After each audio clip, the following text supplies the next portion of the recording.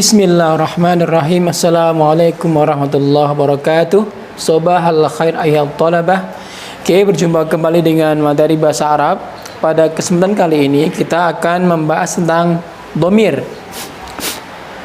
Namun sebelumnya, mari kita buka dengan mengucap basmalah. Bismillahirrahmanirrahim.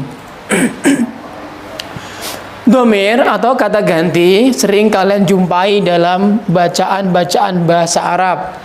Dalam LKS kamu, itu kalau kamu suka membacanya, maka akan kalian temukan banyak sekali dhamir. Bagi yang belum familiar dengan dhamir, mungkin saja itu menjadi salah satu masalah yang besar, bahkan terbesar. Ini kembali kemana? Ini kembali kemana ini? Nah, pada kesempatan kali ini kita akan membahas sebagian dhamir itu, ya. Yang pertama, ana. Ana itu artinya saya, ya. Ana saya. Kemudian ketika Anda pengen bilang buku saya atau bukuku, itu Anda tidak perlu bilang kitabun ana. Gak perlu kayak gitu. Ada kata ganti yang bisa digunakan untuk menggantikan buku tadi. Aku bisa diganti, tidak perlu menggunakan ana. Maka ketika Anda pengen ngomong bukuku atau buku saya, maka tidak perlu Anda mengucapkan kitabun ana. Maka di sini dhamir yang kita gunakan untuk mengganti kata ana, cukup Anda kasih akhiran i di belakang kata benda buku. Buku, kemudian kasih akhiran i, kitabun, buku. I itu artinya ku.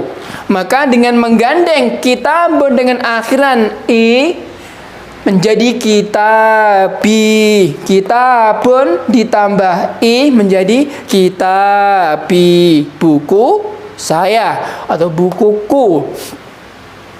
Jadi tidak perlu lagi kalian menulis kitabun ana fil fasli, kitabun ana fil hakibati, kitabun ana fil masjidi. Jadi pahami ya. Jadi setelah ini kalian tidak boleh lagi menggunakan kata ana lagi ketika Anda pengen mengungkapkan kepemilikan. Faslun, faslun ana tidak ada. Fasli, faslun tambah i, fasli. Qalamun, qalamun tambah i, qala, qalami. Kitabun, daftarun, daftari. Masjidun, masjidi, dan lain sebagainya.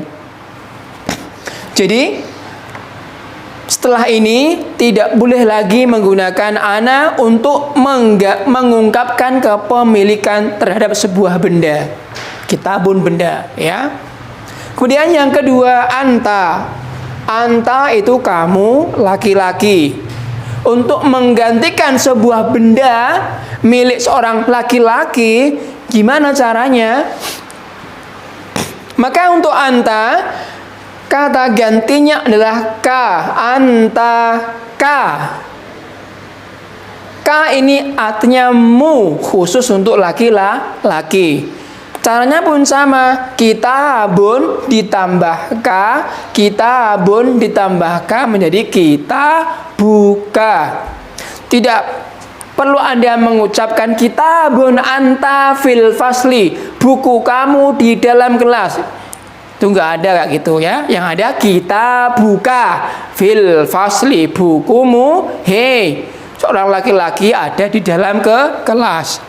Jadi penggunaannya ka ini untuk menunjukkan kamu sedang ngomong kepada seorang laki-laki. Kita buka, fasluka, madrasatuka, baituka. Nah, yang kamu ajak ngomong ini berarti dia laki-laki karena ka, anta, ka. Itu.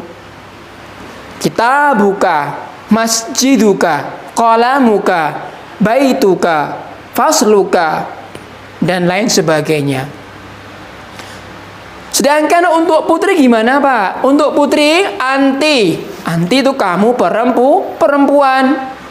Maka ketika Anda ngomong kepada seorang perempuan tentang kepemilikan bendanya, maka dhamir yang digunakan adalah akhiran ki. Kitabun tambah ki. Kitabu ki. Bukumu, wahai perempuan. Nggak perlu kamu ngomong kitabun anti. Tidak akan kamu temukan di dunia Arab ya, seperti itu ya. Yang ada kitabu ki.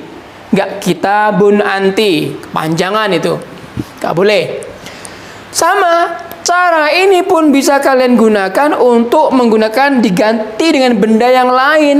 Kolamuki, masjiduki, baituki, fasluki, madrasatuki, haki batuki, hujuratuki, dan lain sebagainya. Tinggal Anda temukan kata bendanya, kemudian Anda sambung dengan akhiran ki. Bukumu, kamarmu, potretmu, pensilmu, dan lain sebagainya. Paham ya? Ini udah 3. Sekarang masuk ke yang huwa. Huwa artinya dia laki-laki. Pun sama, ketika Anda pengen ngomong bukunya, huwa kan dia laki-laki. Kalau Anda pengen ngomong itu buku dia, cukup Anda ngomong bukunya. Nah, nya untuk mengganti seseorang laki-laki, apa caranya? Tinggal nambahkan akhiran hu. Kitabun tambah hu menjadi kitabuhu.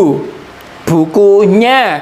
Nggak perlu lagi kamu ngomong kitabun huwa, qalamun huwa, baitun huwa, mirsamun huwa, masjidun huwa, madrasatun huwa. Salah itu ya. Cukup Anda nambah akhiran hu, maka sudah betul. Qalamuhu, pensilnya. Nya siapa?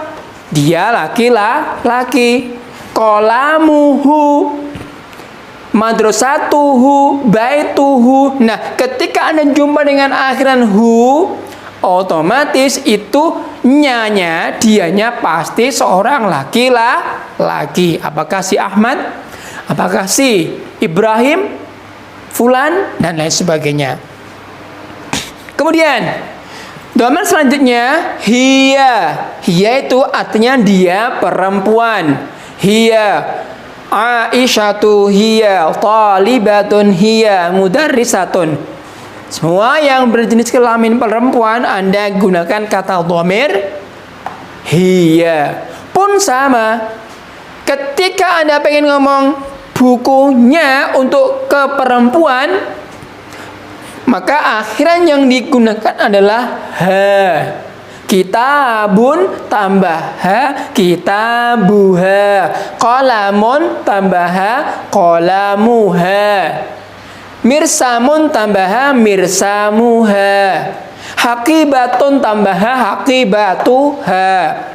Jadi ketika Anda pengen ngomong sama saja bukunya, nggak perlu Anda ngomong kitabun hiya. Misalnya buku Fatimah, kitabun Fatimah, kitabu Fatimah. Cukup kitabuha. Nggak perlu kitabun hiya. Tapi kitabuha. Dia cukup. Insya Allah dipahami, itu bukunya si Fatimah. Kemudian setelah 1, 2, 3, 4 ini untuk tunggal. Ana, saya tunggal. Anta, kamu laki-laki 1 orang. Anti, kamu perempuan pun 1 orang. Huwa, dia laki-laki 1 orang. Hiya, dia perempuan 1 orang. Nah, sekarang kita masuk untuk yang 2 orang. Untuk 2 orang gimana, Pak? Ada caranya sendiri. 2 orang laki-laki dan 2 orang perempuan itu sama ya. Antuma itu bisa berarti kamu berdua laki-laki, bisa kamu berdua perempuan. Tergantung depan kamu itu apa orang jenis kelaminnya. Kalau 2 orang laki-laki antuma, 2 orang perempuan pun sama antuma. Jadi penggunaan antuma bisa untuk 2 jenis. Apakah dia 2 orang laki-laki atau dia 2 orang perempuan atau 1 laki-laki 1 perempuan. Gak apa-apa, sama penggunaannya. Antuma, kamu berdua laki-laki atau kamu berdua perempuan. Nah, gimana cara mengganti benda kepemilikan untuk 2 orang laki-laki atau perempuan atau laki-laki dan perempuan?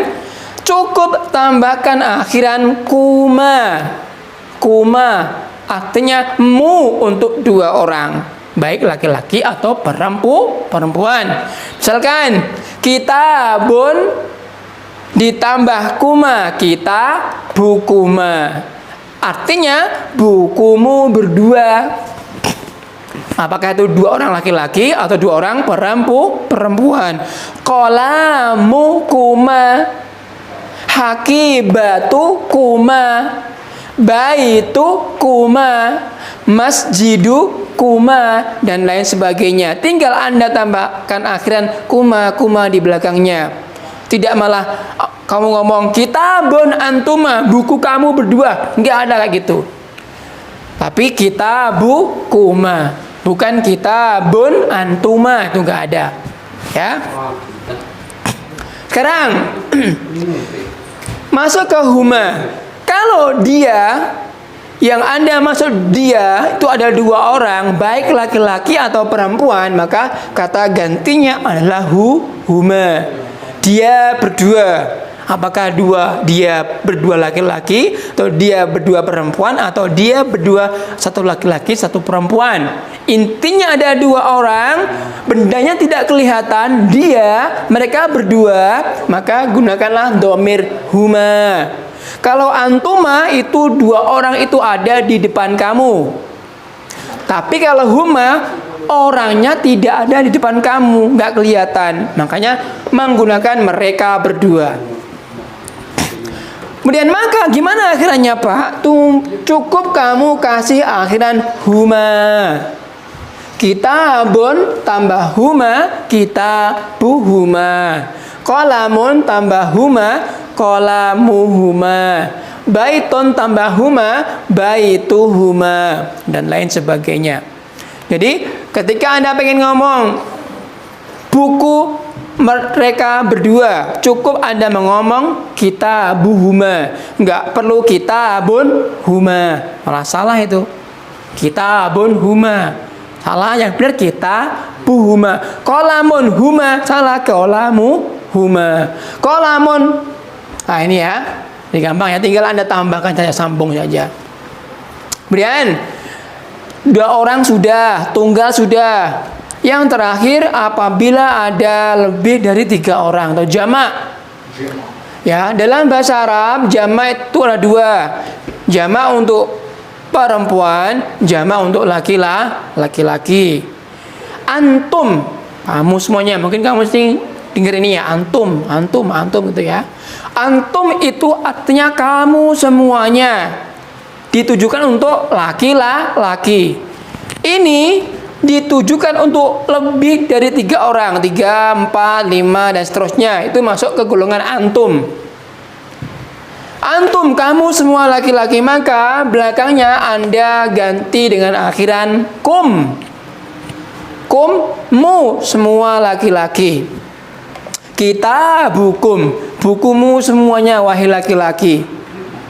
Nggak perlu ketika Anda pengen ngomong kepada banyak laki-laki, itu loh bukumu semuanya, itu ada bukumu semuanya. Anda nggak perlu ngomong kitabun antum fil fasli, buku kamu semua di dalam kelas. Nggak gitu. Tapi kitabukum, bukumu semuanya laki-laki fil fasli, di dalam kelas. Qalamun, pena. Ketika Anda pengen ngomong itu loh pensilmu, penamu wahai laki-laki banyak ada dalam kelas, tidak perlu kamu ngomong qalamun antum fil fasli, salah. Tapi qalamukum, baitukum, hujuratukum, faslukum, dan contoh yang lain-lainnya. Tinggal Anda sambungkan antara kata benda dengan akhiran kum. Baitukum, hujratukum, dan lain-lain sebagainya. Nah, ini untuk jamak laki-laki. Untuk jamak perempuan maka digunakan antunna. Untuk perempuan antunna. Antunna itu untuk mengatakan kamu semua perempuan. Ada buahnya. Banyak itu lebih dari tiga. 3 perempuan ke atas itu masuk kategori jamak, maka antunna. Nah, untuk mengatakan kepemilikan yang mewakili ada banyak perempuan, maka akhirannya adalah kunna. Mu semua perempuan. Nah, kan ada buku di kelas miliknya perempuan, satu kelas, maka Anda tidak boleh ngomong kitabun antunna, buku kamu semuanya wahai perempuan, bukan gitu. Tapi kitabukunna, kitabakunna atau kitabukunna, ya. Artinya buku kamu semuanya wahai perempuan. Kitabukunna, qalamukunna, hujratukunna, baitukunna, dan lain sebagainya. Jadi untuk menggunakan jamak musanna 2 mufrad adalah sama ya, tinggal Anda mengganti atau menambahkan domir-domirnya ini di belakang kata benda. Kitabi, kitabuka, kitabuki, kitabuhu, kitabuha, kitabukuma, kitabuhuma, kitabukum, kitabukunna. Oke. Setelah ini diharapkan kalian bisa membedakan mana maksud dari penggunaan domir-domir yang kalian baca. Ini kembalinya kemana? Kalau hu, berarti kembalinya ke satu laki-laki. Kum berarti kembalinya kepada jamak laki-laki. Kalau i, maka kembalinya ke satu orang laki-laki atau satu orang perempuan dan lain sebagainya. Semoga apa yang kita pelajari pada kesempatan kali ini bermanfaat, dan untuk menambah kefahaman kalian nanti akan kita sertakan link dalam deskripsi yang berisi beberapa soal yang berkaitan dengan apa yang barusan kita pelajari, yaitu kata ganti. Oke, cukup sekian. Nakhtatim bilhamdalillah. Alhamdulillahirabbil alamin. Assalamualaikum warahmatullahi wabarakatuh.